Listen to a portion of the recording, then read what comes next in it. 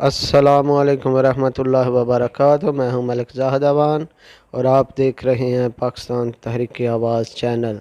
جو دوست میرے چینل پر نئے آئے ہیں وہ میرے چینل کو سبسکرائب کر لیں اور ساتھ بیل کے بٹن کو پریس کر لیں تاکہ نئی آنے والی ویڈیو آپ تک پہنچ سکے۔ آج کی ویڈیو عمرہ کے متعلق ہے، تو ویڈیو کو شروع کرتے ہیں۔ دوستو، یہ ویڈیو عمرہ کے سفر کے حوالے سے ہے جو کہ میرا اپنا ہے۔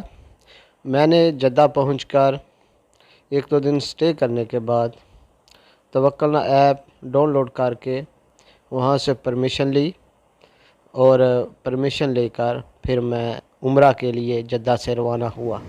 یاد رہے کہ جو دوست باہر سے آتے ہیں ان کو میقات سے احرام باندھنا پڑے گا، وہاں احرام باندھنا ان کے لیے ضروری ہے، اور جو جدہ میں رہائش پذیر ہیں وہ جدہ سے احرام باندھ کر جا سکتے ہیں عمرہ کے لیے۔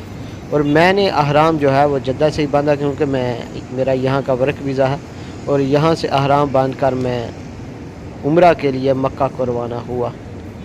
خواتین و حضرات، مکہ پہنچ کر میں نے جب احرام میں انٹر ہونے کی کوشش کی تو وہاں پر سیکورٹی والوں نے سب سے پہلے میرا توکلنا چیک کیا، جو کہ موبائل کے اوپر میں نے ایپ ڈاؤن لوڈ کی ہوئی تھی، اور اس میں جو میرا پرمٹ تھا وہ ان لوگوں نے چیک کیا اور ان کو میں نے اپنا پرمٹ چیک کروایا۔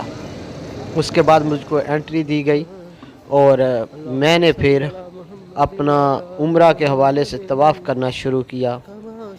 خواتین و حضرات، جو طواف کے چکر ہیں وہ حجر اسود کے سامنے سے سٹارٹ ہوتے ہیں۔ جو بھی نئے دوست آئیں عمرہ کرنے کے لیے وہ یاد رکھیں کہ آپ کا جو پہلا چکر ہے وہ حجر اسود کے سامنے سے شروع ہوگا، اور اگر آپ حجر اسود کو چوم نہیں سکتے تو اپنا ہاتھ بلند کر کے حجر اسود کو ہاتھ اس کی طرف کر کے اپنے ہاتھ کو چومیں۔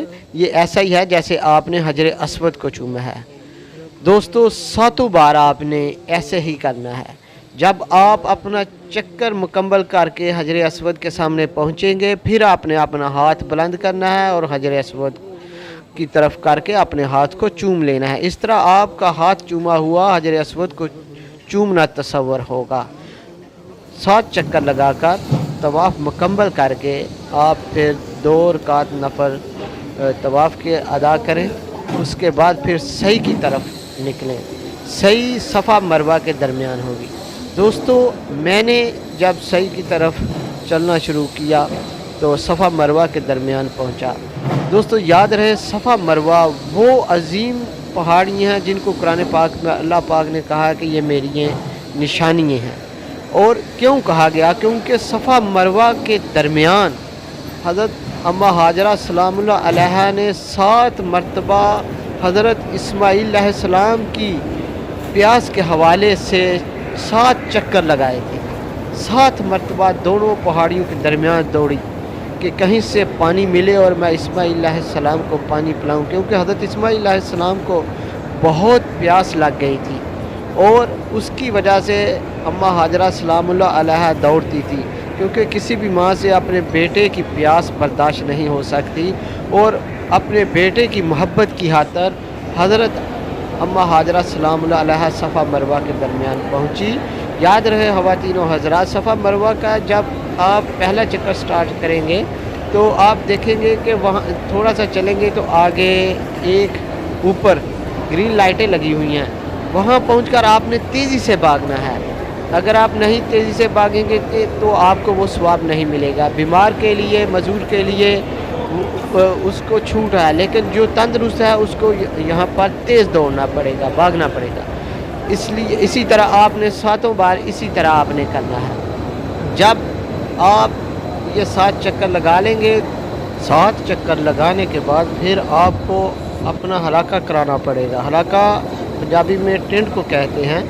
جو نئے پہلی بار عمرہ کریں گے ان کو مکمل ٹینٹ کروانی پڑے گی، اور جو پہلے کر چکے ہیں ان کو اپنے سر کے چوتھائی حصے کے بال کٹوانے پڑیں گے۔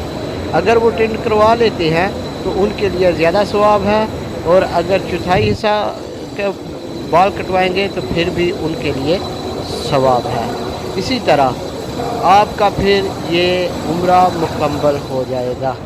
اس کے بعد میرا یہ عمرہ کا سفر مکمل ہوا، اور میں اللہ پاک سے دعا بھی کرتا ہوں کہ اللہ کریم تمام بے اولادوں کو نیک اور صالح اولاد عطا فرمائے، بیماروں کو صحت تندرستی عطا فرمائے، اور ملک پاکستان کے اندر اپنا اور اپنے حبیب کا نظام نافذ فرمائے، یعنی نظام مصطفیٰ صلی اللہ علیہ وسلم، اور ظالم حکمرانوں سے نجات عطا فرمائے۔ مجھے دے اجازت، انشاءاللہ نیکسٹ ویڈیو میں پھر آپ سے ملاقات ہوگی۔